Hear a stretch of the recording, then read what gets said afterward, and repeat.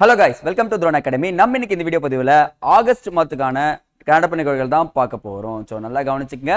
ஜனவரில இருந்து ஆகஸ்ட் வரைக்கும் இருக்க கரண்ட் அஃபேர்ஸ் நீங்க ஃபுல்லாவே பார்த்துட்டாலே போதுமானது. இந்த 8 மாச கரண்ட் அஃபேர்ஸ் 7 நாள்ல நம்ம முடிச்சிருக்கோம்.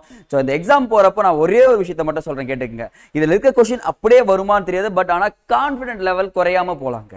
எப்படி வந்தாலும் என்ன பண்ணிக்கலாம், எலிமினேஷன் பண்றதோ இல்ல இதுக்கு ஆன்சர் இது வராதுன்றதோ தெரிஞ்சுக்கிட்டு என்ன பண்ணிடலாம், ஈஸியா எக்ஸாம்ல கிராக் பண்ற மாதிரி தான் நம்ம உங்களுக்கு ட்ரைன் பண்ணி அமைச்சிருக்கோம். ஸோ என்ன பண்ணலாம்னா ஒரே டைம் ரீகால் பண்ணிட்டு அழகா போய் எக்ஸாம் எழுதுங்க, ஈஸியா இருக்கும். இப்போ இந்த ஆகஸ்ட் மந்த் கரண்ட் அஃபேர்ஸ் நான் 360 டிகிரில பார்க்க போறேன்.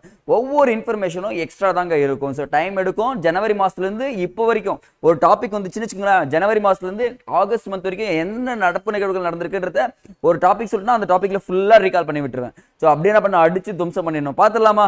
ஃபர்ஸ்ட் தானே ஒலிம்பிக்கை பத்தி பார்த்துடலாங்க. ஒலிம்பிக் 4 ஆண்டுகளுக்கு ஒரு முறை நடக்கக்கூடியது தான் ஒலிம்பிக் போட்டிகள் சொல்லுவாங்க. இங்க பாருங்க, இந்த ஆண்டு எங்க நடந்துச்சுன்னா பாரிஸில் நடந்துச்சு. இது ஃபர்ஸ்ட் நீங்க உலகத்தெல்லாம் படிக்கவே தேவையில்லை, நான் சொல்றது கவனிச்சே வாங்க.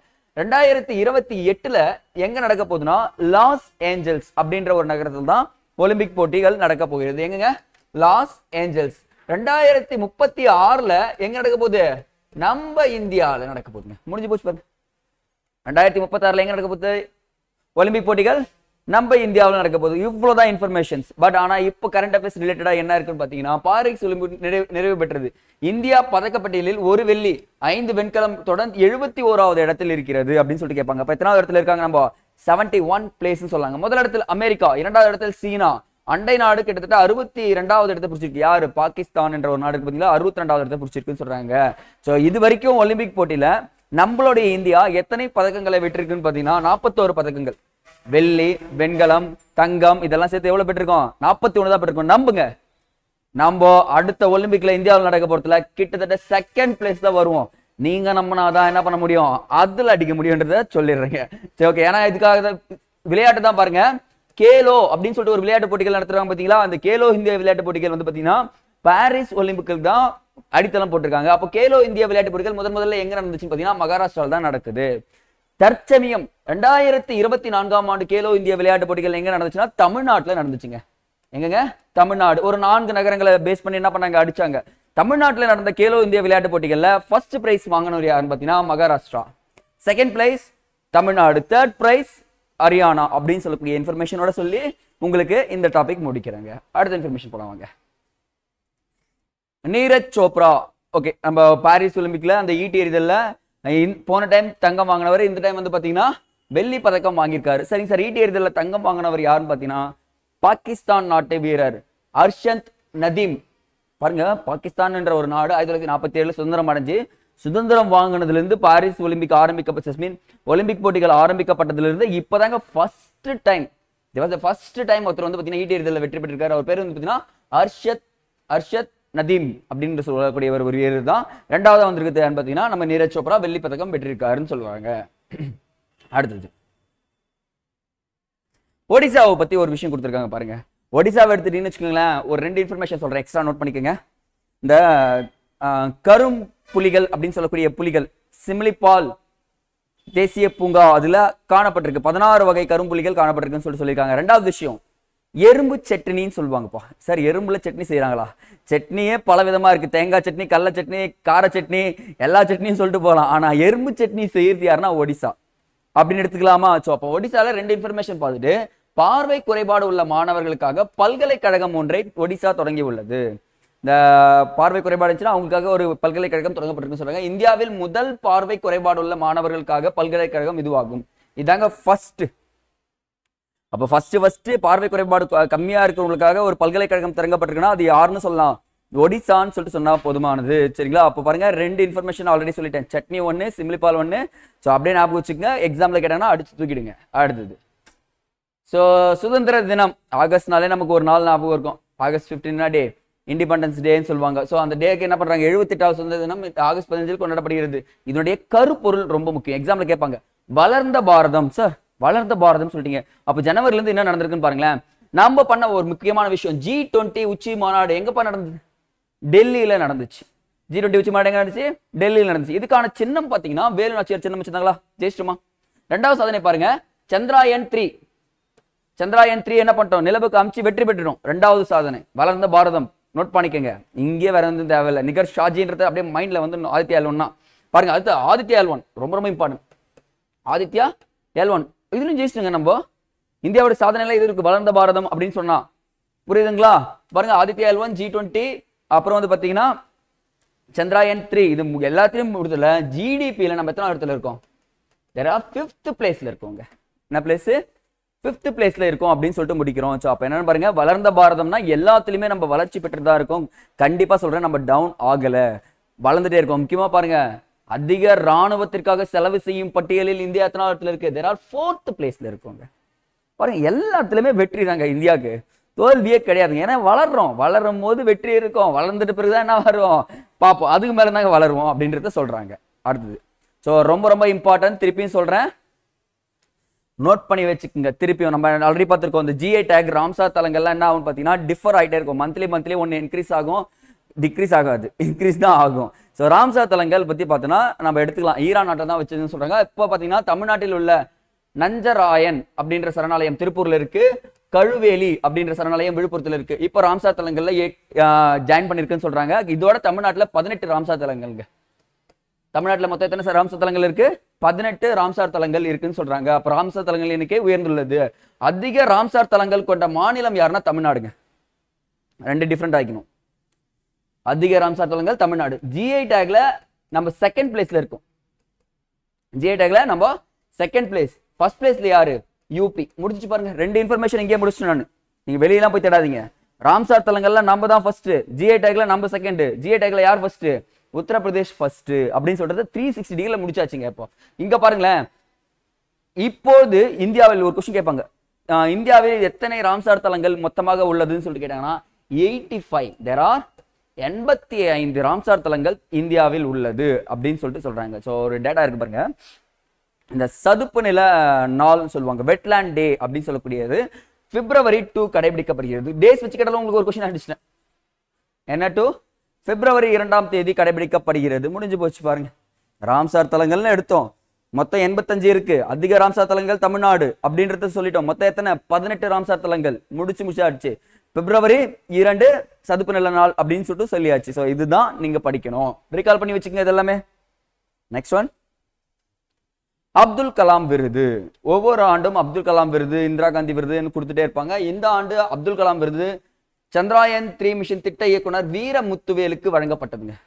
கொஸ்டின், அப்துல் கலாம் விருது யாருக்கு வழங்கப்பட்டதுன்னு கேட்டாங்கன்னா வீரமுத்துவேல். இன்னொரு கேள்வி இதுல இருக்கு பாருங்க, சந்திராயன் 3 திட்ட இயக்குனர் யாருன்னு கேட்டாங்கன்னா யார் சொல்லலாம்? நம்ம வீரமுத்துவேல் அப்படின்றதையும் நம்ம சொல்லிடலாம். நிகர் ஷாஜின்னு ஒருத்தர் வருவாங்க, இங்க கவனிச்சுக்கங்க. ஆதித்யா L1 திட்ட இயக்குனர் யாருன்னா நிகர் ஷாஜி. இது கொஸ்டின், திட்ட இயக்குனர். அப்போ எல்லாத்துக்குமே திட்ட இயக்குனர்கள் இருப்பாங்க. அந்த திட்ட இயக்குனர்கள் நீங்க படிச்சு வச்சுக்கினா யூஸ்ஃபுல்லா இருக்கும். அடுத்தது, ஸோ விண்வெளிக்கு சென்ற முதல் பெண் அப்படின்னு எடுத்துட்டாலே நமக்கு எல்லாருமே 6th இருந்து 12th வரைக்குமே 6th படிக்கிறப்பவே நமக்கு வந்துடும். கல்பனா சாவ்லா, இந்தியா வம்சாவளியை சேர்ந்த பெண் விண்வெளிக்கு சென்றார் அப்படின்னு சொல்லிட்டு படிச்சுட்டு இருப்போம் தெரியுங்களா? ஸோ அப்போ 2024ஆம் ஆண்டு கல்பனா சாவ்லா விருது செவிலியர் விருது யாருக்கு வழங்கப்பட்டிருக்குன்னா சபினாவிற்கு வழங்கப்பட்டுள்ளது அப்படின்னு சொல்லிட்டு சொல்லுவாங்க. அப்போ யார் வாங்கியிருக்காங்கன்னா சபினா என்ற பெண்மணி வாங்கியிருக்காங்க. இவர் கேரளாவின் வயநாடு நிலச்சரிவின் போது துணிச்சலாக என்ன பண்ணிருக்காரு? சேவையை போற்றும் விதமாக கொடுக்கப்பட்டிருக்குன்னு சொல்லிட்டு சொல்றாங்க. பாருங்க, கேரளால நிலச்சரிவு ஏற்படுது, துணிஞ்சு என்ன பண்ணுவாங்க? அவங்களுடைய வேலையை கரெக்டா செஞ்சிருக்காங்க. செவிலியர்களுக்காக கொடுக்கப்பட்ட விருது தான் கல்பனா சாவ்லா விருதுன்னு சொல்லிட்டு சொல்லியிருக்காங்க. ஸோ பாருங்க, அடுத்தது, ஸோ நமக்கு விருது கொடுத்துருக்காங்க பாருங்க. இது படிக்காம தயவு செஞ்சு போயிடாதீங்க. என்ன சார் சொல்றீங்க? இண்டிபெண்டன்ஸ் டேல ஒவ்வொரு சிறந்த பேரூராட்சி, நகராட்சி, மண்டலம், சிறந்த மாநகராட்சி அப்படின்னு சொல்லிட்டு சில பேர்கள்லாம் இருக்கு. தமிழ்நாட்டில் மொத்தம் இப்போதைக்கு 25 மாநகராட்சிகள் இருக்கா. லாஸ்டா ஒரு 4 மாநகராட்சிகள் ஜாயின் பண்ணாங்க பாருங்க. புதுக்கோட்டை, நாமக்கல், காரைக்குடி, திருவண்ணாமலை 4 மாவட்டங்கள் என்ன ஆயிடுச்சு? மாநகராட்சிகளா ஏற்றுக்கொள்ளப்பட்டது. பட் நமக்கு தெரிஞ்சு சிறந்த மாநகராட்சி அப்படின்னா 2024ஆம் ஆண்டு கோவைங்க.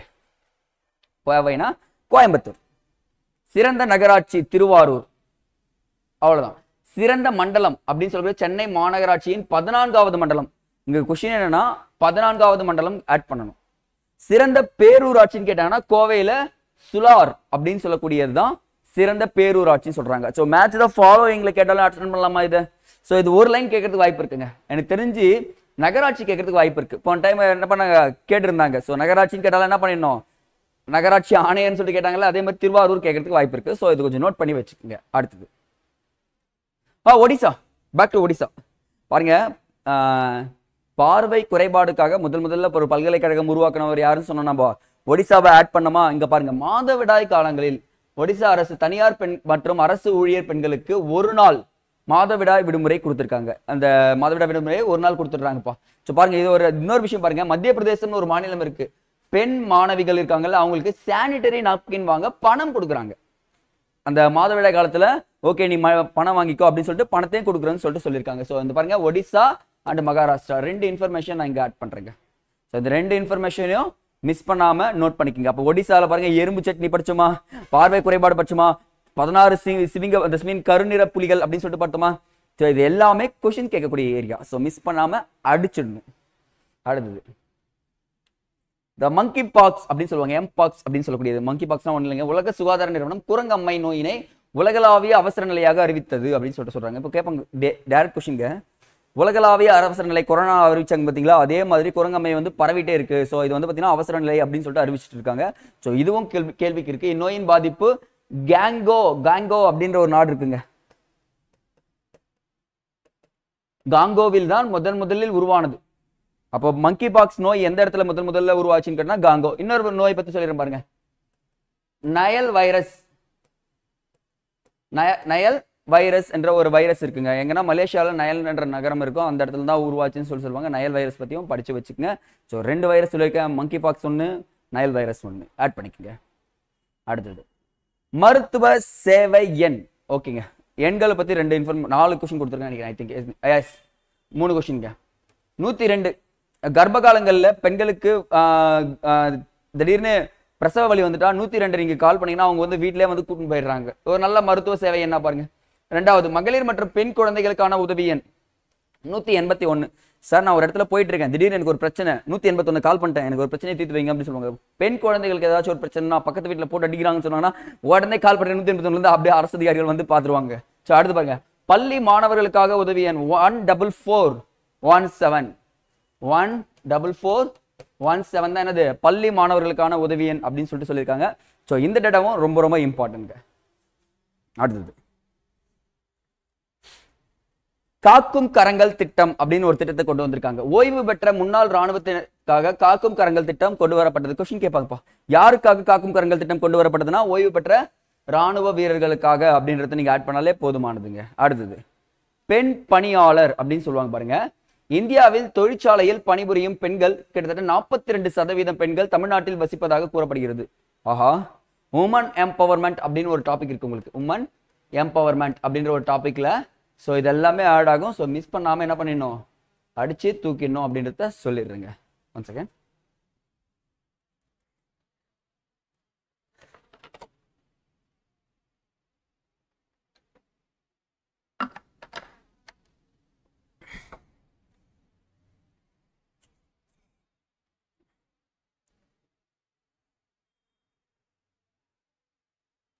ஓகேங்க, அடுத்து பார்க்கலாமா? ரெடியா? கமான். சுனில் குமார் அப்படின்னு சொல்லக்கூடியவர் இந்த TNUSRB அப்படின்னு சொல்லிட்டு எக்ஸாம்ஸ் கண்டக்ட் பண்ணுவாங்க. தமிழ்நாடு சீருடை பணியாளர் தேர்வு ஆணையத்தின் தலைவராக சுனில் குமார் IPS நியமிக்கப்பட்டுள்ளார். கொஸ்டின் பாது கேட்டாங்கன்னா நீங்க மேட்ச் த ஃபாலோயிங்லயோ இல்ல கொஸ்டின்ஸ்ல டைரக்டா கேட்டாங்கன்னா ஆன்சர் பண்ணிக்கணும். Next Pradhan Mantri Awas Yojana. That mean what you mean Pradhan Mantri Awas Yojana அப்படின்னு பார்த்தீங்கன்னு வச்சுக்கோங்களேன். சார் வறுமையில வாடிட்டு இருக்காங்க. வறுமையில வாடுறவங்களுக்கு என்ன இருக்காது பாருங்க. வறுமைக்கு முக்கிய காரணம் என்னங்க? இடம், உணவு,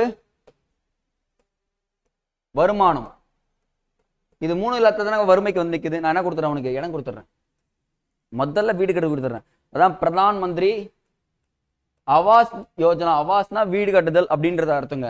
ஸோ இது எப்போ ஆரம்பிக்கப்பட்டதுன்னா ஜூன் 25, 2015 தொடங்கப்பட்டதுதான் இந்த திட்டம். மத்திய அரசாங்க திட்டம். 1 கோடி வீடுகள் கட்டமைப்பதற்காக பிரதான் மந்திரி ஆவாஸ் யோஜனா கிட்டத்தட்ட நகர்ப்புற 2.0 அப்படின்ற திட்டத்துக்கு மத்திய அமைச்சரவை ஒப்புதல் அளித்தது. அப்ப நம்ம டைரக்ட் கொஸ்டின் என்னன்னா, பிரதான் மந்திரி ஆவாஸ் யோஜனா எப்போது தொடங்கப்பட்டதுன்னு சொல்லிட்டு கொஸ்டின் கேட்பாங்க உங்களுக்கு.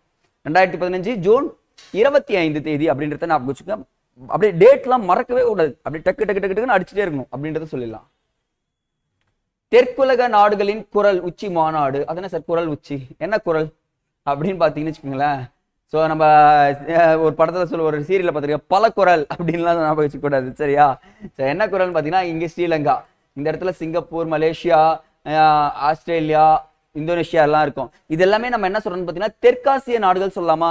இந்த தெற்காசிய நாடுகள்ல ஏதாச்சும் ஒரு பிரச்சனை ஏற்பட்டுச்சுன்னா நாங்கள் எல்லாருமே ஒட்டுக்கா சேர்ந்து குரல் கொடுப்போம். அதுதான் தெற்குலக நாடுகளின் குரல் உச்சி மாநாடு அப்படின்னு சொல்றாங்க. இங்க நடக்கக்கூடிய பிரச்சனைகளை பேசுவாங்கன்னு சொல்றாங்க. ஃபார் எக்ஸாம்பிள் பங்களாதேஷ்ல ஒரு எமர்ஜென்சி வந்துச்சுன்னா அதை பத்தி பேசுவாங்க, மலேசியால ஒரு எமர்ஜென்சி வந்துச்சுன்னா அதை பத்தி தான் பேசுவாங்க. அப்போ தெற்குலக நாடுகளின் குரல்னா இதுதான். இப்போ எங்க நடைபெற்றதுன்னு கேட்டாங்கன்னா இந்தியா நடந்தது. பாருங்க இப்போ இது ஒரு இம்பார்ட்டன்ட் பாயிண்ட். தெற்குலக நாடுகளின் உச்சி மாநாடு எங்க நடைபெற்றதுன்னு கேட்டாங்கன்னா என்ன பண்ண, கண்ணை மூடிட்டு இந்தியா தான் நடத்துது. இந்தியா வந்து பேசுவாங்க, இந்தியா தான் அது தலைமையேற்று என்னென்ன பிரச்சனை இருக்குன்றத விவாதிப்பாங்க. ஸோ இது ஒரு இம்பார்ட்டன்ட் பாயிண்ட், நோட் பண்ணி வச்சுக்கோங்க.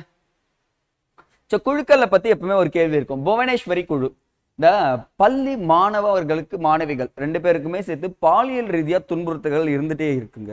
ஸோ அந்த துன்புறுத்தல்களை ஆராய்வதற்காக ஒரு குழு அமைக்கப்படுது, அதான் புவனேஸ்வரி குழு அப்படின்னு சொல்றாங்க. ஸோ இது வந்து பாத்தீங்கன்னா புவனேஸ்வரி குழு. நீங்க ஞாபகம் இருக்குங்களா, சந்துரு குழுன்னு ஒரு குழு அமைக்கிறாங்க. என்ன குழு?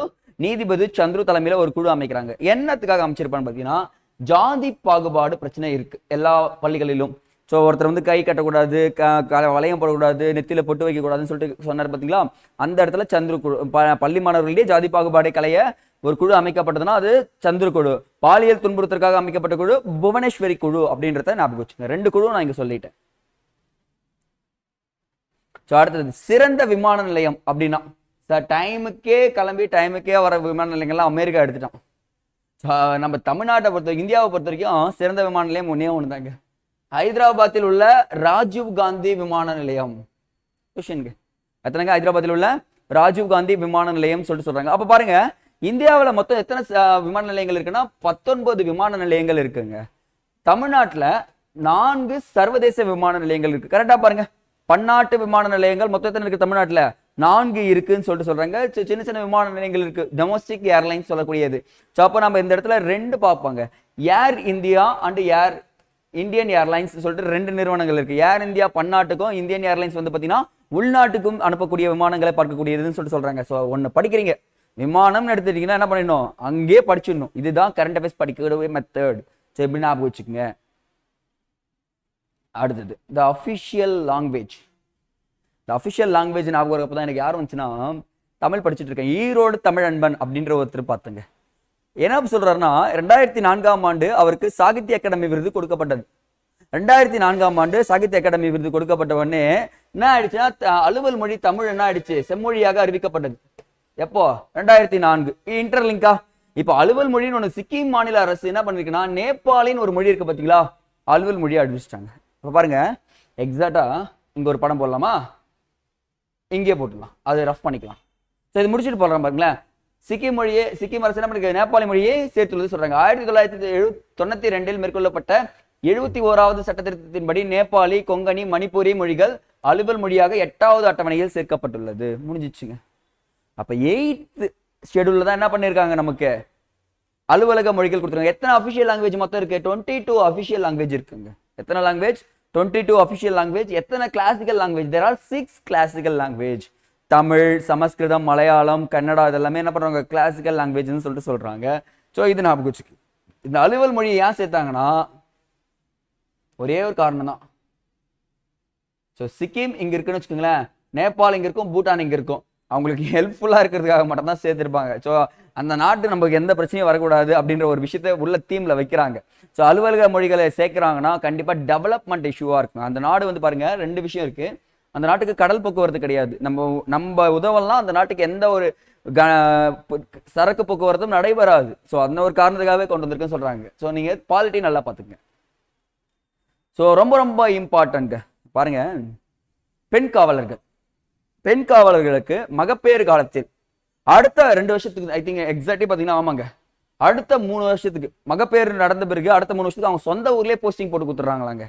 ஓகேங்க, உங்களுக்கு மகப்பேறு நடந்துச்சா, ஒரு குழந்தை பத்துக்கினீங்களா, என்ன பண்ணிடலாம், நீங்க உங்க சொந்த ஊர்லேயே போய் போஸ்டிங் பாருங்க அப்படின்னு சொல்றாங்க. 3 வருஷத்துக்கு எங்க ஒர்க் பண்ணலாம், அவங்க எந்த வில்லேஜ் இருந்தாலும், இப்போ காஞ்சிபுரமா இருக்கட்டும், திண்டுக்கலா இருக்கட்டும், திருவாரூரா இருக்கட்டும், சென்னையா இருக்கட்டும், எங்கனாலும் அங்க போய் நீங்க ஒர்க் பண்ணிக்கலாம் அப்படின்னு சொல்லிட்டு புதிய மசோதாவை என்ன பண்ணிருக்காங்க, நிறைவேற்றிருக்காங்கன்னு சொல்றாங்க. தமிழக அரசு கொண்டு வந்திருக்காங்க. அப்போ அவள் பெண் காவலர்கள் திட்டம், திட்டம் இது 17/3/2023 கொண்டு வந்துட்டாங்க அப்படின்னு சொல்லிட்டு சொல்றாங்க. ஸோ எக்ஸ்ட்ரா இன்ஃபர்மேஷன் நோட் பண்ணிக்கிங்களா? கலைஞர் கருணாநிதி மகளிருக்கென தனி காவல் பிரிவை உருவாக்குனார். எப்போ? 1973ஆம் ஆண்டு உருவாக்கியிருக்காரு. ஜெயலலிதா அம்மையார் மகளிர் தனி காவல் நிலையம். இப்போ பார்த்தீங்கன்னா மகளிர் தனி காவல் நிலையமே உள்ள வருது 1992. ஸோ எக்ஸாக்டா பார்த்தீங்கன்னா தான் தொட்டில் குழந்தை திட்டம் அப்படின்னு சொல்லிட்டு ஒன்று கொண்டு வந்திருப்பாங்க சேலத்துல. முதல்ல தொட்டில் குழந்தை திட்டம் அப்பதான் என்ன பண்ணிருப்பாங்க, மகளிர் தனி காவல் நிலையமும் அமைச்சிருப்பாங்கன்னு சொல்றாங்க. எந்த இடத்துல பார்த்தீங்கன்னா 1000 விளக்கு அப்படின்ற இடத்துல. தொட்டில் குழந்தை திட்டம் சேலம். இந்த இடத்துல மகளிர்னா 1000 விளக்கு அப்படின்னு தெரிஞ்சுக்குங்க. ஸோ தற்போது காவல்துறையில் பெண்களின் சதவீதம் 21%. காவல் நிலையங்கள், மகளிர் காவல் நிலையங்கள் எவ்வளவு இருக்குன்னு கேட்பாங்க. 202 காவல் நிலையங்கள் இருக்கு. தமிழகத்தில் முதல் பெண் டிஜிபி லத்திகா சரண் 2009ஆம் ஆண்டு. தீவிரவாத தடுப்பு படையின் முதல் பெண் எஸ்பி புக்கியா ஸ்னேகா பிரியா அப்படின்னு சொல்லக்கூடியவங்க தான் இருக்குன்னு சொல்றாங்க. ஸோ இந்த எல்லாமே இன்ஃபர்மேஷன். முதல் ஐபிஎஸ் பெண் யாருங்க? கிரண் பேடி. முடிஞ்சிச்சு. கிரண் பேடி. அந்த முதல் பெண்ன்றதும் எப்பவுமே படிச்சு வச்சுக்கணும். முதல்னு வந்தாலும் என்ன பண்ணணும், எக்ஸாம்ல கேட்டுருவான், கேட்டாலும் தப்பு பண்ணக்கூடாதுன்றது தெரிஞ்சு வச்சுக்கோங்க. அடுத்ததுங்க, சிறந்த முதல்வர். முதல்வர்னாலே சிறந்தவர் தான், ஆனா இங்க சிறந்த முதல்வருக்கான பட்டம் கொடுக்குறாங்க பாருங்க. இந்தியாவின் சிறந்த முதல்வர் பட்டியலில் உத்தரப்பிரதேசத்தின் யோகி ஆதித்யநாத் முதலிடம் உள்ளார். இது என்ன சர்வேன்னு தெரியல, பட் என்ன எடுத்திருக்காங்க. யார் எடுத்தாங்க நானும் ரிசர்ச் பண்ணிட்டு இருக்கேன். யோகி ஆதித்யநாத் ஃபர்ஸ்ட்ல இருக்காராம். செகண்ட் இடத்துல யார் இருக்காரு பாருங்க, அரவிந்த் கெஜ்ரிவால் இருக்காருங்க. மூன்றாவது இடத்துல நம்ம திரிணாமுல் காங்கிரஸ் கட்சியை சேர்ந்த மம்தா பானர்ஜி இருக்காங்க. நம்ம தமிழ்நாட்டு முதல்வர் எத்தனாவது இடத்துல இருக்காரு பார்த்தீங்கன்னா 4வது இடத்தில் இருக்கிறார்கள் அப்படின்னு சொல்லிட்டு சொல்றாங்க. There are 4th place TN CM இருக்குன்னு சொல்லிட்டு சொல்லிருக்காங்க. ஃபர்ஸ்ட் பிளேஸ் ஞாபகம் வச்சுங்க, யோகி ஆதித்யநாத். ஸோ நெக்ஸ்ட், உத்தரப்பிரதேசம் ரசாயன பூச்சிக்கொல்லிகளை அதிகம் பயன்படுத்தும் மாநிலம் பட்டியலில் உத்தரப்பிரதேசம் முதலிடத்தில் இருக்கு. ஸோ கெமிக்கல் ஃபெர்டிலைசர்னு சொல்லுவாங்க தெரியுங்களா, அது அதிக பயன்படுத்தும் மாநிலம் யாரு? உத்தரப்பிரதேசம். 2வது இடத்தில் மகாராஷ்டிரா இருக்கு. 3வது இடத்தில் பஞ்சாப் இருக்கிறது அப்படின்னு சொல்லிட்டு சொல்லியிருக்காங்க. ஸோ நோட் பண்ணுங்க, கெமிக்கல் ஃபெர்டிலைசர் அதிகம் பயன்படுத்தும் மாநிலம் யாரு? உத்தரப்பிரதேசம். செகண்ட் பிளேஸ்ல மகாராஷ்டிரா, தேர்ட் பிளேஸ்ல பஞ்சாப் அப்படின்னு சொல்லுவாங்க. அடுத்தது, அத்திக்கடவு அவிநாசி திட்டம். ரொம்ப ரொம்ப இம்பார்ட்டன்ட் திட்டம். அத்திக்கடவு அவிநாசி திட்டம் அப்படின்ற திட்டம் ஆகஸ்ட் 17 மு.க. ஸ்டாலின் அவர்களால் அத்திக்கடவு அவிநாசி திட்டம் தொடங்கப்பட்டது. ஒண்ணு இல்லைங்க, 2 ஆறுகளை இணைக்கக்கூடிய திட்டம் தாங்க. ஸோ பவானி ஆற்றின் குறுக்கே கட்டப்பட்டுள்ள காளிங்கராயன் அணை வழியே இத்திட்டத்திற்கு நீர் வழங்கப்படுகிறது அப்படின்னு சொல்லிட்டு சொல்லியிருக்காங்க. 1972 முதல் இந்த திட்டம் வந்து பார்த்தீங்கன்னா செயல்பட்டு வந்துட்டு இருக்குன்றது சொல்றாங்க. அடுத்தது, எஸ்கே பிரபாகர். ரொம்ப ரொம்ப இம்பார்ட்டன்ட். ஸோ பாருங்க, டிஎன்பிசி தலைவராக ரீசெண்டா எஸ்கே பிரபாகர் நியமனம் செய்யப்பட்டுள்ளார். இவருடைய பதவிக்காலம் 6 ஆண்டுகள், 62 வயது. சரி, 62 வயசுல ஒரு ரிட்டையர்மெண்ட் ஆயிட்டாருன்னா அடுத்தது எங்க போவார்னு பார்த்தீங்கன்னா என்னது, யூபிஎஸ்சி. இதுக்கு வயது இருக்குங்க, 65 இயர்ஸ் வரைக்கும் சொல்லுவாங்க சரிங்களா. ஸோ 62 போச்சுன்னா 65 யூபிஎஸ்சி போயிடலாம்னு சொல்லிட்டு சொல்றாங்க. இதனுடைய விதி பாருங்க, ஆர்டிகல் 315 to 323 அப்படின்னு சொல்லக்கூடிய விதிகள் இதுல இருக்குன்னு சொல்லிட்டு சொல்றாங்க. ஸோ இது இம்பார்ட்டன்ட். ஸோ இதையும் நோட் பண்ணி வைங்க அப்படின்றத சொல்றோம். அடுத்தது, நம்ம ஊரு நம்ம பள்ளி திட்டம். ரொம்ப ரொம்ப இம்பார்ட்டன்ட். நம்ம ஊரு நம்ம பள்ளி அப்படின்னா நம்ம ஊரு நம்ம திட்டத்தை இதுவரை 380 கோடி நிதி கிடைத்துள்ளது. எல்லாரும் வேலைக்கு போயிட்டாங்க. வேலைக்கு போயிட்டு என்ன பண்றாங்க, ஒவ்வொரு இடத்துல செட்டில் ஆயிடுறாங்க. நம்ம ஊர் பள்ளியை காப்பாற்றணும்னு சொல்லிட்டு சில ஃபண்ட் கொடுப்பாங்க தெரியுமா. ஃபண்டு கொடுக்குறவங்க கவர்மெண்ட்டு கொஞ்சம் ஃபண்டை ஒதுக்கி இருக்கு. பட் ஆனால் அந்த என்னுடைய பள்ளிக்காக நான் செலவு பண்ண தயாராக இருக்கேன், அங்கே ஒரு 1000 ரூபாய் அப்படின்னு சொல்லிட்டு அனுப்பிச்சதுல கிட்டத்தட்ட 380 கோடி இது வரைக்கும் வந்துருக்கு. அதை வச்சு என்ன பண்றாங்க, அரசு பள்ளிகளையும் தரம் உயர்த்தலாம் அப்படின்னு சொல்லிட்டு சொல்லியிருக்காங்க. ஸோ நம்ம ஊரே நம்ம பள்ளி திட்டம் தொடங்கப்பட்ட ஆண்டு 2022. மறக்காதீங்க, 2022 என்ன பண்ணிருக்காங்க, நம்ம ஊர் நம்ம பள்ளி திட்டம் தொடங்கப்பட்டிருக்கு. அடுத்தது, நான் முதல்வன் ஒலிம்பியாட் திட்டம்ங்க. அது என்ன சார் நான் முதல்வன் ஒலிம்பியாட் திட்டம்னா? நான் முதல்வன் திட்டம் கேள்விப்பட்டிருக்கீங்க பார்த்தீங்களா, அதே ஸ்கீம் தான். 6 முதல் 9ஆம் வகுப்பு வரை மாணவர்களின் திறனை மேம்படுத்த நான் முதல்வன் ஒலிம்பியாட் திட்டம் தொடங்கப்பட்டுள்ளது. நான் முதல்வன் ஒலிம்பியாட் திட்டம் தொடங்கப்பட்ட ஆண்டு 2022. சரி, 24 22 டேட் ஞாபகம். தொடங்கப்பட்ட இடம் சென்னைங்க. தொடங்கப்பட்ட இடம் எது? சென்னை அப்படின்றது தெரிஞ்சுக்கிட்டா போதுமானது. பாருங்க, அப்போ நான் முதல்வன் ஸ்கீம் இங்கே படிச்சிருந்தோம். ரவி காந்தி அப்படின்னு சொல்லக்கூடியவங்க இந்தியா வங்கதேச எல்லைகள் கண்காணிப்பு குழுவின் தலைவராக யார் இருக்காருன்னா ரவி காந்தி இருக்காரு. அப்ப இந்தியாவுக்கும் வங்கதேசத்துக்கும் எல்லைகள் எவ்வளவுன்னு பாருங்க, 4156 கிலோமீட்டரா. அதிக நீளம் கொண்டது யாருன்னு பாத்தீங்கன்னா பங்களாதேஷ் தான். அதே குறைவான நீளம் கொண்டது 106 ஆப்கானிஸ்தான் அப்படின்ற ஒரு நாடு இருக்கா. சோ இது ரெண்டுத்துக்குமே டிஃபரெண்ட் பாருங்க. அப்போ இந்தியாவிற்கும் வங்கதேசத்துக்கும் எல்லையை கண்காணிக்க தலைவராக நியமிக்கப்பட்டவர் தான் யாரு? ரவி காந்தி. காந்தி கூட ரவி போட்டுங்க. ரவியும் காந்தி என்ன பண்றாங்க, வங்கதேசத்து எல்லையை கண்காணிக்கிறாங்க அப்படின்றது ஞாபகம் வச்சுன்னா போதும். அடுத்தது, நயமூர் ரகுமான் அப்படின்றவர் இந்த தமிழ்நாட்டின் உருது அகாடமியின் துணைவேந்தராக நயமூர் ரகுமான் நியமனம் செய்யப்பட்டுள்ளார். இந்த நியமனங்கள் கொஞ்சம் லைட்டா பார்த்துக்கு போதும். 75வது ஆண்டு விழா அப்படின்னு சொல்லுவாங்க. இது என்ன சார் ஆண்டு விழா? இந்த ராஜஸ்தான் மாநிலத்தில் உயர்நீதிமன்றம் வந்து பார்த்தீங்கன்னா 75வது ஆண்டு விழாவை கொண்டாடுகிறதுன்னு சொல்றாங்க. ராஜஸ்தான் ஒடிசா உயர்நீதிமன்றங்கள் 1949ஆம் ஆண்டு தொடங்கப்பட்டது. கொஸ்டின்ங்க இது 1949ல் தொடங்கப்படுது. இந்தியாவில் உள்ள உயர்நீதிமன்றங்களின் எண்ணிக்கை 25. கடைசியாக உருவாக்கப்பட்ட உயர்நீதிமன்றம் பார்த்தீங்கன்னா ஹைதராபாத். அப்ப பாருங்க 2 மாநிலங்களுக்கு ஒரே நீதிமன்றம் இருக்கலாமா? இங்க கொஸ்டின் கொடுத்துருப்பாங்க பாருங்க. முதல்ல 1862ஆம் ஆண்டு கொல்கத்தா, மும்பை மற்றும் சென்னையில் உயர்நீதிமன்றங்கள் தோற்றுவிக்கப்பட்டது. உச்ச நீதிமன்றம் ஃபர்ஸ்ட் தோற்றுவிச்சுவாங்க, ஆனா உயர்நீதிமன்றங்கள் பின்னாடி தான் தோற்றுவிக்கிறேன்னு சொல்றாங்க. எந்த சட்டத்திட்டத்தின் பாருங்க 1956 7வது சட்டத்திட்டத்தின்படி 2 அல்லது 2க்கு மேற்பட்ட மாநிலங்கள் யூனியன் பிரதேசங்களுக்கென்று ஒரு பொதுவான நீதிமன்றத்தை நிறுவலாம் அப்படின்றாங்க. இதுதான் கொஸ்டின் உங்களுக்கு. எந்த சட்டத்திட்டத்தின்படி 2 அல்லது அதற்கு மேற்பட்ட நிறுவலாம் அப்படின்னு சொல்லிட்டு சொல்லியிருக்காங்க. ஸோ அப்ப பாத்துக்கலாம் அப்படின்னு சொல்லிட்டு இப்ப என்ன பண்ணலாம்? 1956 7வது சட்டத்திருத்தம் ரொம்ப இம்பார்ட்டன்ட். இப்ப பாருங்க பஞ்சாப்க்கும் ஹரியானாக்கும் ஒரே ஒரு நீதிமன்றம் தான். என்ன நீதிமன்றம்? சண்டிகர் நீதிமன்றம் அப்படின்னு சொல்லுவாங்க தெரியுங்களா? அது இம்பார்ட்டன்ட், படித்து வச்சுக்கோங்க.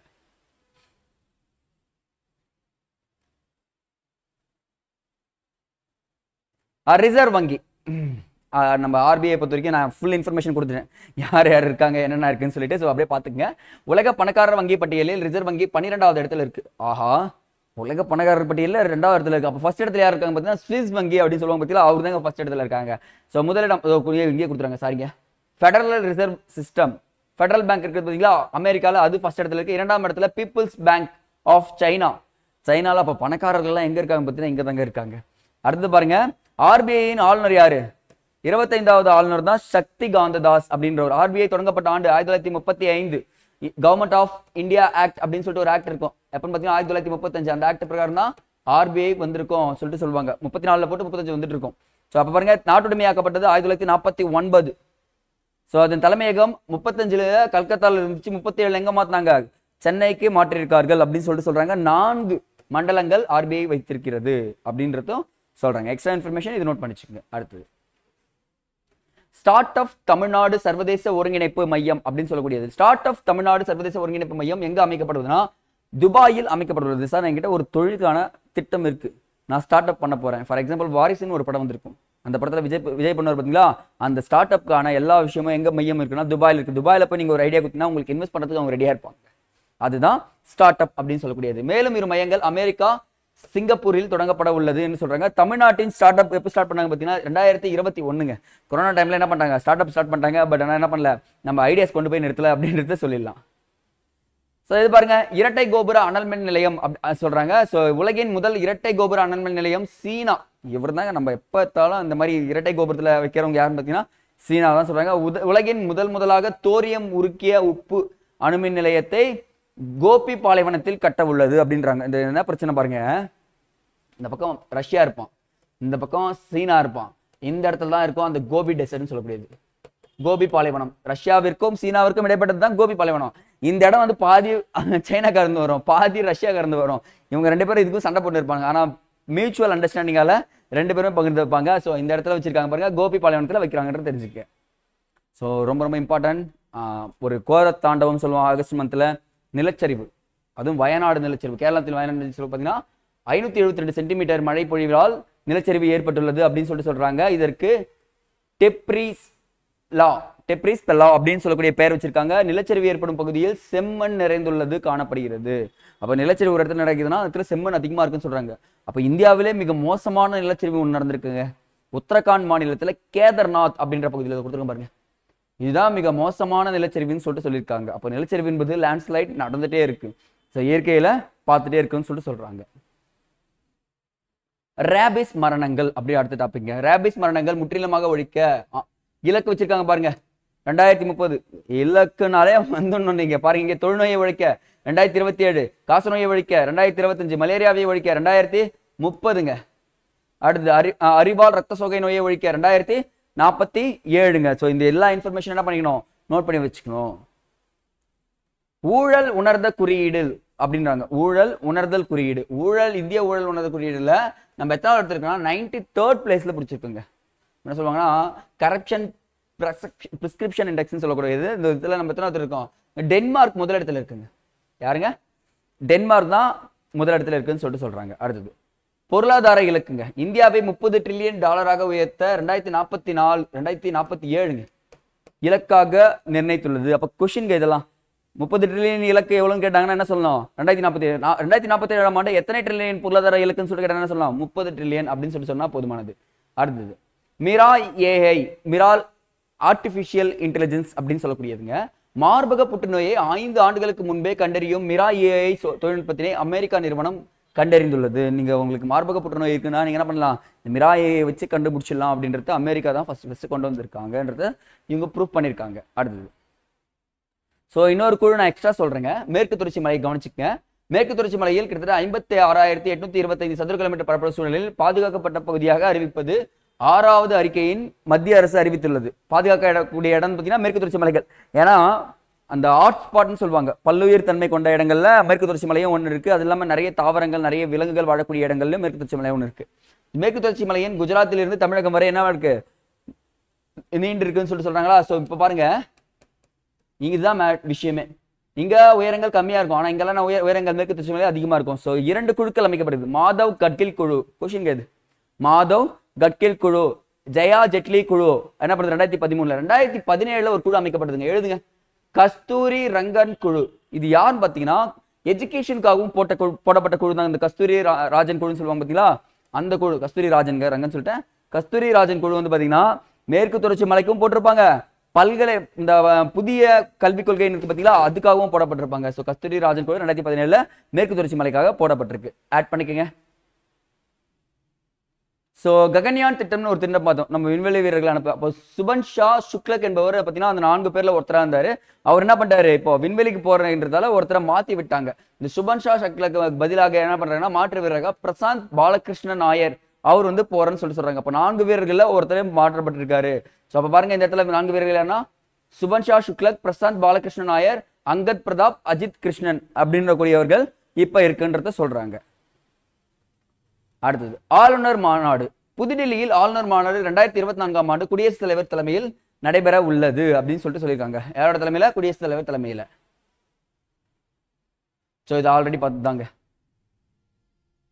தகைசால் தமிழர் விருதுங்க. அது என்ன சார்? தகைசால் தமிழக அரசினால் வழங்கப்படும் உயர்ந்த விருதான தகைசால் தமிழர் விருது குமரி ஆனந்துக்கு வழங்கப்பட்டது. இதுதான் கொஸ்டின் உங்களுக்கு. யாருக்கு? குமரி ஆனந்துக்கு வழங்கப்பட்டது. ஒவ்வொரு ஆண்டும் ஆகஸ்ட் 15 இந்த விருது கொடுக்கப்படுகிறது. எந்த டேட்னு கேட்பாங்கப்பா? ஆகஸ்ட் 15 அன்னைக்கு கொடுப்பாங்க தகைசால் விருது. அப்ப 2023 வரைக்கும் பாருங்க. நோட் பண்ணுங்க. 21ல சங்கரையா, 22ல நல்ல கண்ணு, 23ல வீரமணி, இப்ப யாரு? குமரி ஆனந்த். தகைசால் விருது ஒவ்வொரு ஆண்டும் ஆகஸ்ட் மாதம் சுதந்திர தினத்துக்கு தான் நான் கொடுப்பேன். அந்த 4 பேரும் சொல்லிட்டேன். 21 சொல்லிட்டேன், 22 சொல்லிட்டேன், 23 சொல்லிட்டேன், 24 யாரு? குமரி ஆனந்துக்கு கொடுக்கப்பட்டது அப்படின்றது நான் உங்களுக்கு எக்ஸ்பிளைன் பண்ணிட்டேன். இது அப்படியே ஸ்கிரீன்ஷாட் எடுத்து படிச்சிருங்க. அடுத்தது ரொம்ப ரொம்ப இம்பார்ட்டன்ட்ங்க காய்ஸ். இந்த ஆகஸ்ட் மாதம் நடந்ததுல தமிழ்நாட்டில் இந்திய அளவில் பேசக்கூடிய ஒரு வார்த்தைன்னா விருதுநகர் மாவட்டம் தான். தமிழ்நாட்டில் முதல் முறையாக ஓராண்டில் மகப்பேறு இறப்பு இல்லாத மாவட்டம் சாதனையை யார் பெற்றிருக்காங்கன்னா விருதுநகர் மாவட்டம் பெற்றிருக்குங்க. விருதுநகர் மாவட்டம் உண்மைங்க. தாய் சேய் 2 பேருமே நலமா இருக்கிற மாவட்டம் தான். தமிழ்நாட்டில் மகப்பேறு காலத்தில் ஏற்படும் இறப்பு விகிதத்தை 52லிருந்து 45% குறைத்துள்ளது அப்படின்னு சொல்லியிருக்காங்க. ஸோ இதுவும் இம்பார்ட்டன்ட். தரங் சக்தி அப்படின்னு சொல்றது கோயம்புத்தூரில் சூலூரில் உள்ள தரங் சக்தி முதல் கடல் பயிற்சியை நடைபெற உள்ளது. இதுதான் ஃபர்ஸ்ட் டைம் தரங் சக்தி. அது என்னன்னா கடல் பயிற்சின்னு சொல்றாங்க. ராஜஸ்தானில் தரங் சக்தி கடல் பயிற்சி நடைபெற்றதுன்னு சொல்றாங்க. தரங் சக்தி என்பது விமானப்படை பயிற்சி ஆகும் சொல்றாங்க. அப்ப என்னன்னா கடல்ல போயிட்டு விமானங்கள் போக வந்துறீங்களா, அந்த பயிற்சி தான் இந்த தரங் சக்தின்றது. இப்போ ஒண்ணு இல்லை, நீங்க கோயம்புத்தூர்ல நடக்குது அப்படின்றது தெரிஞ்சுக்கங்க, எக்ஸாமுக்கு உதவும். 32வது சர்வதேச விவசாய பொருளாதார நிபுணர்கள் மாநாடு எங்க நடைபெற்றதுன்னு கேட்பாங்கப்பா. புதுடெல்லியில் நடைபெற்றது. இதுதான் கொஸ்டின் உங்களுக்கு. 32வது சர்வதேச விவசாய பொருட்கள் மாநாடு எங்க நடைபெற்றிருக்கு? புதுடெல்லியில் நடைபெற்றிருக்கு. இது டைரக்டா கேட்கக்கூடிய கொஸ்டின்பா. அலுமினிய உற்பத்தி. அலுமினியம் பாத்தீங்கன்னு வச்சுக்கோங்களேன், உற்பத்தியில் 2வது இடத்தை பிடித்துள்ளது இந்தியா. அலுமினிய இரும்புத்தாது உற்பத்தியில் 4வது இடத்தை பிடித்துள்ளது. இப்ப நீங்க என்ன பண்றீங்கன்னா 4th லெசன் போயிடுங்க. ஜியோகிராஃபில 4th லெசன் போயிட்டு அப்படியே இன்னைக்கே டைம் எடுத்துக்காதீங்க, பாக்குறீங்களா அப்பவே ரீகால் பண்றீங்க. ஏன் சார்னா கண்டிப்பா கொஸ்டின் கேட்பாங்க. 4th லெசன் வந்து ஒரு 3 கேள்வி இருக்கும். அடுத்தது ஹரியானா. விவசாயிகளிடமிருந்து அனைத்து பயிர்களையும் குறைந்தபட்ச ஆதரவு விலைக்கு வாங்கும் முதல் மாநிலமாக யார் இருக்காங்கன்னா ஹரியானா இருக்குங்க. ஸோ பாருங்க, மினிமம் சப்போர்ட் பிரைஸ். சார் நீ விலை வச்சிருப்பா, விவசாயிகள்லாம் கஷ்டப்படக்கூடாது, நான் கொடுத்து வாங்கிக்கிறேன், நீ எவ்வளோ வேலைனா விலை, எவ்வளோ பொருள்னா விளைவி, உனக்கு மினிமம் சப்போர்ட் ப்ரைஸ் கொடுத்துறேன், உனக்கு லாபம் வருதுன்னு தெரியாது, நஷ்டம் அடைய விட மாட்டேன் அப்படின்னு சொல்லக்கூடியவர் தான் ஹரியானான்னு சொல்லக்கூடியவர்கள். ஸோ ஹரியானா வந்து பார்த்தீங்கன்னா இந்த இடத்துல பண்ணியிருக்காங்கன்றாங்க. அடுத்தது 1 செகண்ட்.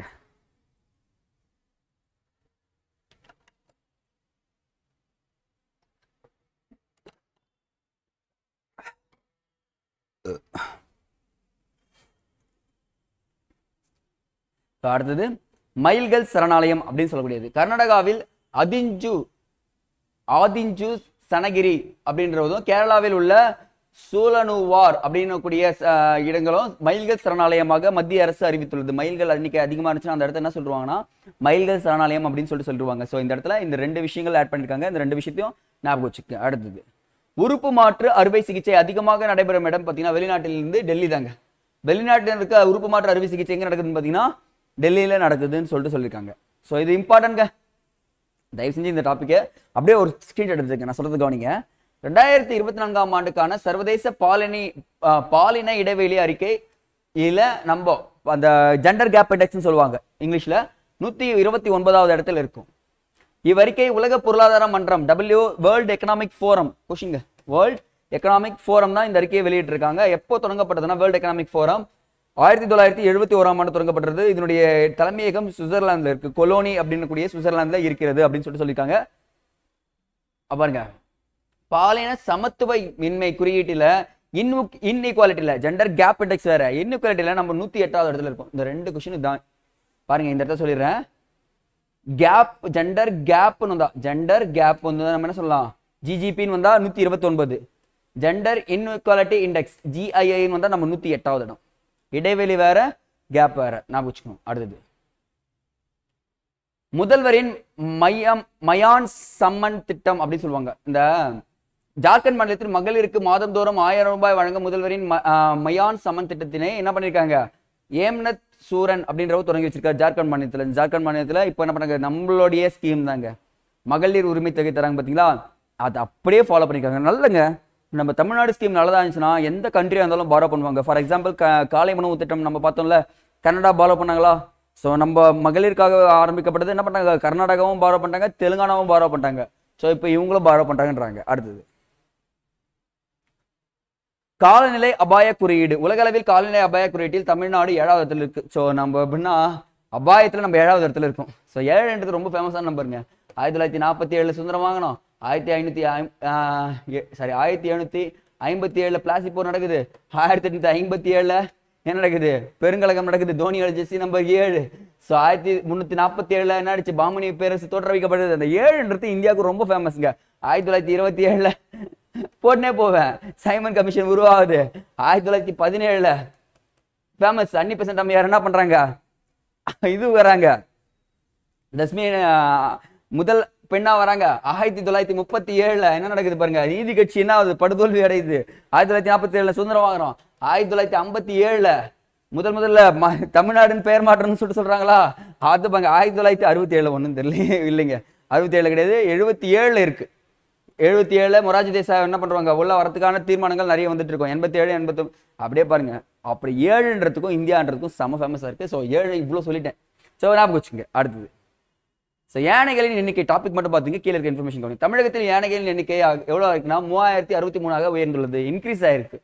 ஸோ 2023 2096 இருந்தது, இப்போ இன்க்ரீஸ் ஆயிருக்குன்னு சொல்றாங்க. முக்கியமா இது நோட் பண்ணுங்க, சத்தியமங்கலம் புலிகள் காப்பகம் யானைகள் காப்பகம் இருக்கும் பார்த்தீங்களா, அவங்க வந்து ஃபர்ஸ்ட் பிளேஸ்ல வந்திருக்காங்க. அவங்க எதாவது பிளேஸ் வந்திருக்காங்க, ஃபர்ஸ்ட் பிளேஸ் எண்ணிக்கையில இன்க்ரீஸ் பண்ணிருக்காங்க. நீலகிரியில் யானைகள் அடர்த்தியாக உள்ளது. பாருங்க, மக்கள் அடர்த்தி குறைவாக உள்ள மாநிலம் எதுனா நீலகிரி. யானைகள் அடர்த்தி அதிகமாக உள்ள மாவட்டம் கேட்டாங்கன்னா நீலகிரி. இப்போ 2 இன்ஃபர்மேஷன் நான் சொல்றேன்னா, மக்கள் அடர்த்தி குறைவாக இருக்கிறது யாரு, நீலகிரி. யானைகள் அடர்த்தி அதிகமாக இருக்கிறது நீலகிரி. 2 இன்ஃபர்மேஷன் இங்கே எழுதிக்கிங்க. ஸோ பாருங்க, உலக யானைகள் தினம் ஆகஸ்ட் 12. இந்தியாவின் பாரம்பரிய விலங்கு யானை 2010 ஏற்றுக்கொள்ளப்பட்டது. யானைகளுக்கும் மனிதருக்கும் இடையே சண்டையை குறைக்கும் திட்டம் கஜா கோதா அப்படின்னு சொல்லக்கூடியதுதான் சொல்லியிருக்காங்க. அசாம்ல ஸ்டார்ட் பண்ணிருக்காங்க. யானைகள் திருவிழா எங்க நடக்குதுன்னு பார்த்தீங்கன்னா அசாம்ல நடக்குது. அதிக யானைகள் ரயிலில் அடிபட்டு இறக்கும் இடம் அசாம். அதிக யானைகள் உள்ள மாநிலம் அசாம். மாநில விலங்கு கர்நாடகா, அசாம். யானைகள் அப்போ யானைகள் பார்த்தீங்கன்னா 360 டிகிரியில் இப்படி தான் படிக்கணும், வேற எப்படியும் படிக்கக்கூடாது. சரிங்களா, கொஸ்டின் கேட்டாங்கன்னா மிஸ் பண்ணக்கூடாது. அடுத்தது இயல் விருது. எழுத்தாளர் ஆர் ராதாகிருஷ்ணனுக்கு கன்னடா தமிழ் இலக்கிய தோட்டத்தின் இயல் விருது 2024ஆம் ஆண்டு கொடுக்கப்பட்டுள்ளது அப்படின்னு சொல்லிட்டு சொல்லியிருக்காங்க. அடுத்தது சிறந்த செயல்திறன் விருது வந்து பாத்தீங்கன்னா உறுப்பு மாற்று உறுப்பு மற்றும் திசு மாற்று அறுவை சிகிச்சைக்காக சிறந்த செயல்திறன் விருது தமிழ்நாட்டிற்கு வழங்கப்பட்டது. ஸோ நம்ம தமிழ்நாட்டுக்கிட்ட வந்து உறுப்பு மாற்று திசு மாற்று வந்தாங்கன்னா 100% கரெக்டாக அமிச்சு அனுப்பணும்னு சொல்றாங்க. ஸோ அதனால தமிழ்நாட்டுக்கு வழங்கப்பட்டிருக்குன்னு சொல்றாங்க. அடுத்து பாருங்க தரவரிசை. உலக அளவில் தரவரிசைன்றது மாறிக்கிட்டே இருக்கும். ஏன்னா பொருட்களோட உற்பத்தி அதிகமாக அந்த நாடு முன்னேறிட்டே இருக்குன்னு சொல்றாங்களா. பாருங்க பால் பருப்பு மசாலா பொருட்கள் உற்பத்தியில் இந்தியா ஃபர்ஸ்ட் இடத்துல வந்துச்சுங்க. பாலில் ஃபர்ஸ்ட் சைனா தான் இருந்துச்சு. இப்போ நம்ம என்ன பண்றோம், அவங்களை தாண்டி வந்துட்டோம். உணவு தானியங்கள்ல பழங்கள் காய்கறிகள் பருத்தி உற்பத்தியில் நம்ம எத்தனை இடத்துல இருக்கோம், செகண்ட் பிளேஸ்ல தான் இருக்கும். ஸோ அப்படியே கண்டினியூ பண்ணிட்டு இருக்கோன்றத சொல்றாங்க. அடுத்தது பிட்ச் பிளாக் அப்படின்னு சொல்லக்கூடியது இந்தியா உட்பட 20 நாடுகள் பங்கேற்கும் விமானப்பட பயிற்சியானது பிட்ச் பிளாக் ஆஸ்திரேலியாவில் நடைபெறுகிறது அப்படின்னு சொல்றாங்க. அப்போ எப்படின்னா ஆஸ்திரேலியாவில் ஒரு எப்படி இருக்குன்னா எஸ் அங்க நிறைய கிரவுண்ட் இருக்கும். அதுல பிட்ச்ன்ற ஒரு இது இருக்கும் கிரவுண்ட். ஸோ அப்போ நான் வச்சுக்கோங்க பிட்ச் பிளாக்ன்றது ஆஸ்திரேலியாவில் நடைபெறுகிறது நான் வச்சுக்கோங்க. தமிழ்நாடு நாளுக்கொன்று சராசரியாக அதிக நேரம் மின்சாரம் வழங்கிய மாநிலங்கள் பட்டியலில் தமிழ்நாடு முதலிடப்படுது. டெய்லி நமக்கு என்ன ஆகுது, மின்சாரம் கட்டாமல் வந்துட்டு இருக்குன்னு சொல்றாங்க. விகாஸ் லகோரா அப்படின்னு கூடியது அசாம் ரைஃபிள் ரொம்ப ரொம்ப இம்பார்ட்டன்ங்க. அசாம் ரைஃபிள் இயக்குநராக விகாஸ் லகோரா நியமனம் செய்யப்பட்டுள்ளார். அசாம் ரைஃபிள் என்பது பார்த்தீங்கன்னா இந்தியா மற்றும் மியான்மருக்கு இடையே எல்லையை பாதுகாக்க பயன்படுத்தப்படும் ஒரு ஆர்மி அமைப்பு தாங்க அசாம் ரைஃபிள். அப்போ அசாமுக்கும் மியான்மருக்கும் இடையே எதனா பிரச்சனை வச்சுன்னா இவங்க தான் ஃபர்ஸ்ட் போய் அங்கே பாதுகாப்புன்னு சொல்றாங்க. அப்போ இயக்குனர் யாரு, விகாஸ் லகோரா அப்படின்றவர். ஸோ இந்திய வேளாண் பொருட்கள் ஏற்றுமதியில் இந்தியா எத்தனாவது இடத்துல இருக்குன்னு பார்த்தீங்கன்னா 8வது இடத்துல பிடிச்சிருக்குங்க. வேளாண் பொருட்கள் ஏற்றுமதியில் இந்தியா எத்தனாவது இடத்துல இருக்காங்க, 8வது இடத்துல இருக்குன்னு சொல்றாங்க. அடுத்தது உத்தரப்பிரதேசம் 7வது சர்வதேச மருத்துவமனை கண்காட்சியானது உத்தரப்பிரதேசத்தில் நடைபெற உள்ளது. ஸோ உத்தரப்பிரதேசம் எடுத்துட்டா இன்னொன்று ஞாபகம் வச்சுக்கோங்க, செயற்கை நுண்ணறிவு நகரம் சொல்லிட்டு பார்த்தோமா, செயற்கை நுண்ணறிவு நகரம் யாரு, உத்தரப்பிரதேசம் தான் சொல்றாங்க. ஸோ இது நோட் பண்ணுவீங்க. G20 நிதி அமைச்சர்கள் கூட்டம். G20 நிதி அமைச்சர்கள் கூட்டமானது பிரேசிலில் உள்ள ரியோ டி ஜெனீரோவில் நடக்கப்படுதுன்னு சொல்லியிருக்காங்க. ஸோ இந்த இடத்துல பாத்துங்க பிரேசில தான் நடக்க போகுது G20 அமைச்சர்கள் கூட்டம். இப்போ பாருங்க நான் 2 விஷயம் சொல்றேன். G20 உச்சி மாநாடு யார் நடத்துது, ரீசெண்டா இந்தியா நடத்துறாங்க. ஆனா இங்க கேட்டிருக்குது என்ன, அமைச்சர்கள் கூட்டம் அப்படின்னு ஒரு லைன் இருந்துச்சுனால என்ன பண்ணிடணும், நீங்க பிரேசில்னு போட்டுடணும். அடுத்தது 3வது தமிழ் மாநாடு. தமிழ்நாடு சர்வதேச காத்தாடி திருவிழாங்க. ஸோ பாருங்க காத்தாடி திருவிழா எங்க நடந்துச்சுன்னா செங்கல்பட்டுல நடக்குதாங்க. 2024ஆம் ஆண்டிற்கான கீரா விருது யாருக்கு கொடுக்கப்படுதுன்னா நாஞ்சில் நாடனுக்கு கொடுக்கப்பட்டுள்ளது அப்படின்னு சொல்றாங்க. ஸோ விருதுகள் நம்ம ஆல்ரெடி உள்ள நிறையவே பார்த்துருக்கோம். அந்த விருதுகள் ஃபுல்லாவே படிச்சு வச்சுக்கங்க, போதுமானதுங்க. ஸோ ஓகேங்க.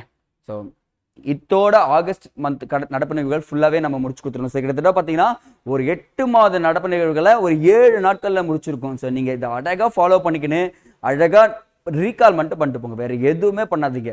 100% வருதோ இல்லையோ நீங்க கான்ஃபிடென்ட் லெவல் குறையாம போவீங்க. அப்படியே அழகா என்ன பண்ணலாம், டிராவல் பண்ணி எக்ஸாம் லெவலில் சார் எது கேட்டாலும் நான் எலிமினேஷன் பண்ணிட்டேன் சார், அடிச்சு தூக்கிட்டேன் சார்னு சொல்லிட்டு எக்ஸாமை தூக்கிட்டு வாங்க. எக்ஸாமில் இந்த கொஸ்டின் வந்துச்சுன்னா நாங்கள் ஸ்க்ரீன்ஷாட் எடுத்துட்டு சார் வீடியோ போட சொல்கிறோம். ஸோ அதையும் நீங்கள் பார்த்துட்டு ஓகே நம்ம நடத்துனது தான் வந்திருக்கிறத நாங்கள் ப்ரூஃபில் காமிக்கிறோன்றத சொல்லி விடைபெறுகிறேன். நன்றி.